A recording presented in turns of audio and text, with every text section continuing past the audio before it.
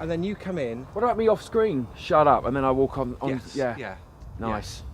Maybe shut up, gun. It's a good day to die. Yeah. The genesis of Jackals goes back some 18 years ago. And like many filmmakers, I'd always dreamed of making my own feature film. But because of lack of money and opportunity, it always remained a bit of a pipe dream.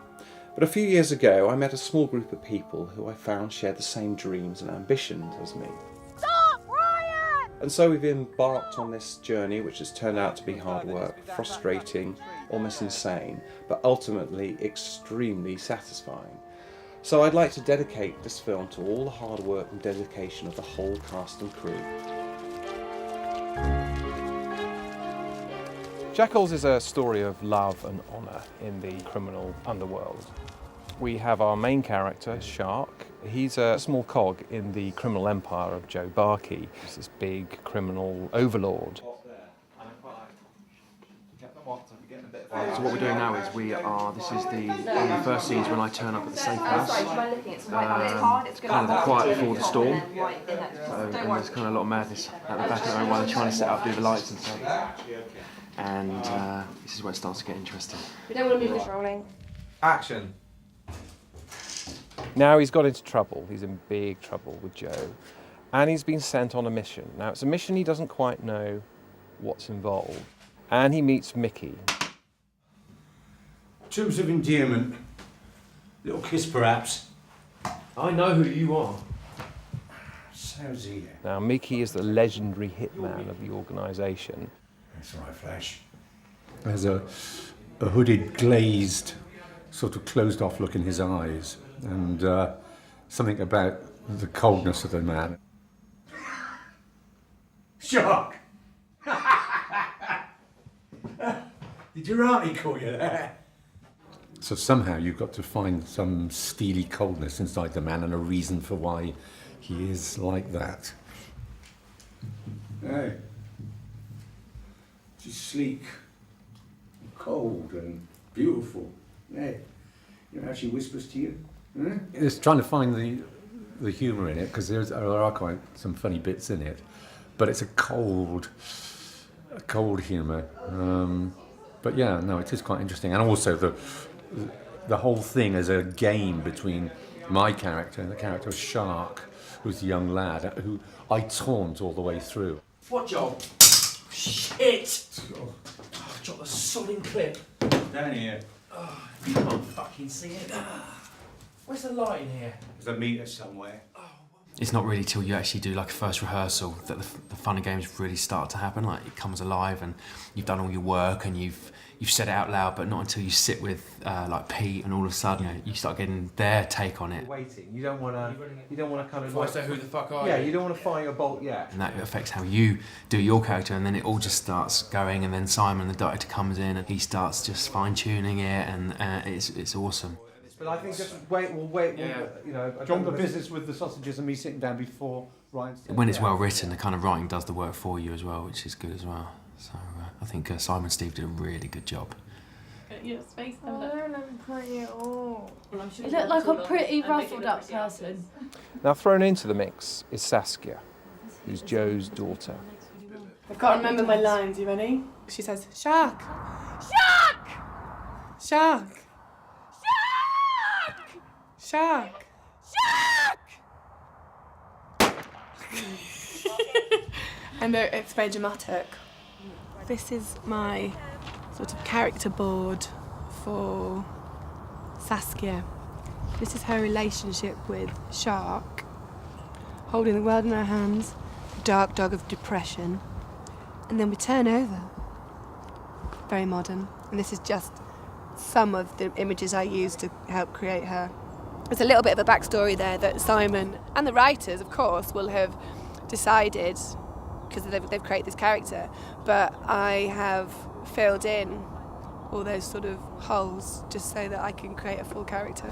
Let's just watch the water speak through the feet. And Charlotte. This is for London Fashion Week, and we're doing it in a highly secret place. She has a very complex, very intense, very dark relationship with her father, which of course the film will kind of explore. And she's, I suppose, almost the catalyst for what happens at this remote safe house. Exactly. Yeah, so could you do that? Hey, cool. Absolutely. But if we just put them in, the way we've been doing it, they'll just move about all over the place and we'll really struggle to shoot your eyes through the holes. Yeah, they're hunched over it like that and they stand back. I think we'll do it in two. We'll do a slightly wider one that shows the barn. It's a very low budget film, which inevitably means that there are lots of limitations. So everybody contributes. You know, we had a great cast, a great crew, very, very young crew. Open it up a little bit more. I think everybody came on board on this film having no real idea just how much hard work it was going to be. Good, cut, that's nice. I think it's when you've got a family and making people feel like they're part of a family, and we want to head to the same end goal and they are part of it, and it's making people feel part of it. Happy birthday, old man. We had 2 birthdays on the shoot. Well, thank you very much indeed. We got a cake and we got people were working on their birthdays. How many do we need? And so it's just making little things, making people feel welcome, I think. Headlights as a little pinprick, half a mile away, slowly picking its way round the track and picking its way forward. Too much up at the sky. I think that would do it. Just getting a focus on the road so you can see the playing field as they come out the road. You get a bit more detail. Camera's rolling. Okay, camera's rolling. Okay, action.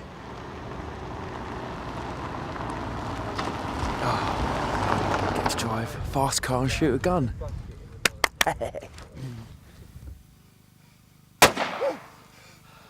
The adrenaline, it's a good rush. It's a good rush. It's why you do it. Yeah, so we'll twist it round. So when I give it to you, or when someone gives it to you... Many of the weapons are only seen for a couple of seconds, but it's one of these things which people who have any knowledge of weapons or have seen any American TV shows, immediately, if they don't look right, it destroys the feeling we're trying to do. So even though when this weapon is only seen for less than 5 seconds, it needs to have a certain impact. It needs to make the right sort of noise. So it just adds a bit of colour to the production. Yeah, I'm going to do it now. It's always great luck when you can find an amazing location, because that absolutely helps everything.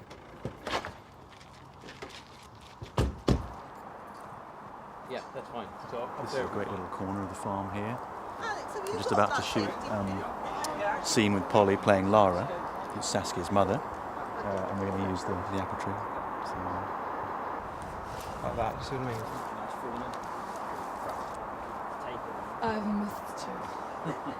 It's kind of a ready-made set, this place. It's pretty easy going from a set building point of view. Just like, we need some mucky chains. There's some. Awesome.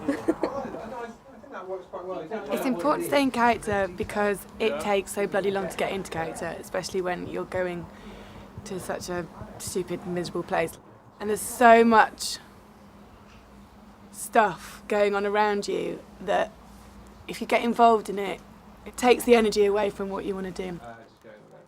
On 82 at the bottom, he goes, "You know, you kind of grew on me," and I say, "Sweet. How about lucky me?" Don't know. I think it needs to be kind of bashed away quite quickly. Sweet. And sweet is just kind of nice, little. She says you would. You spent a long, long time prepping a film in your head, having a clear idea what you want to do. So Ryan, if you just point the gun at the camera, we just want to see...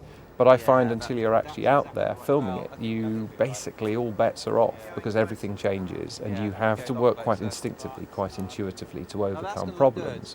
And sometimes it works and sometimes it doesn't. Okay, basically we have to be really quiet because we're shooting in the background. This is our 3rd day and we have had loads of stress with setting up this shot. I don't really understand what the biggest problem's been today, but we are all a little bit stressed right now. So when we say tomorrow morning, are we talking about the lane that we originally scheduled for this scene anyway? We ran out of time and lost the light. We can do it. You know, I think it can be done. But I think Soundman went sick, so we had to put the runner into his place. The generator packed up. Yeah, our generator, which we've got, doesn't actually work. So we've got a major lighting issue with our night scenes. Can't do what we'd intended with the original lighting setup. What we're doing is going to plan B, as it were, using cars to light part of a trackway and some trees just to give us some detail in the foreground. This should do the job partially, not as we like, but it'll fulfil one of the scenes that we do where we've got a vehicle driving along towards us. Finally, we realised that actually there was quite a major problem with the camera. Basically, yeah, everything that could have gone wrong that day went wrong. Things are going 150% better than yesterday.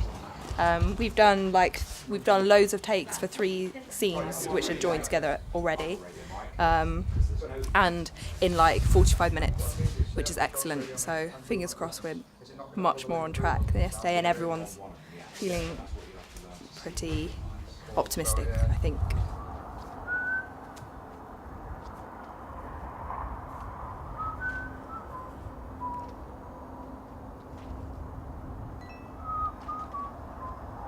Today's been 17 hours for most of the crew, but for me it's not been that many because I had a doctor's appointment this morning. So luckily I'm a bit more alert. Yeah, we've literally got about half an hour to go until the end.